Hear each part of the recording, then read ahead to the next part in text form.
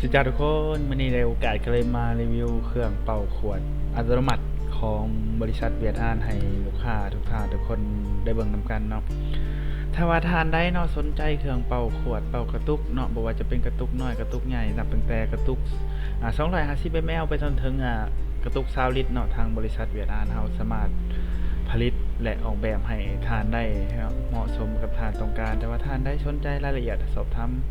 รายละเอียดได้เนาะที่เบอร์โทรเนาะ02092414141หรือว่าทานได้เนาะอยากมาเบิ่งผลิตภัณฑ์อยู่บริษัทใหญ่อยู่ฮานอยเนาะหรือว่าอยากมาเบิ่งอยู่ห้องการก็ได้เนาะห้องการของเฮาแม่นอยู่บ้านหอมสุภาพ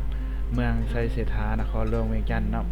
ทางของการเฮายินดีให้คำปรึกษาทุกท่านทุกคนเนาะถ้าว่าไกลไปไกลมาเนาะสะดวกแวะมาเบิ่งเครื่องตัวจริงเนาะแวะมาชมมาเบิ่งเครื่องเนาะในห้องการเฮามีหลายผลิตภัณฑ์ให้ลูกค้าได้เลือกเบิ่งเลือกชมได้ตามใจเนาะ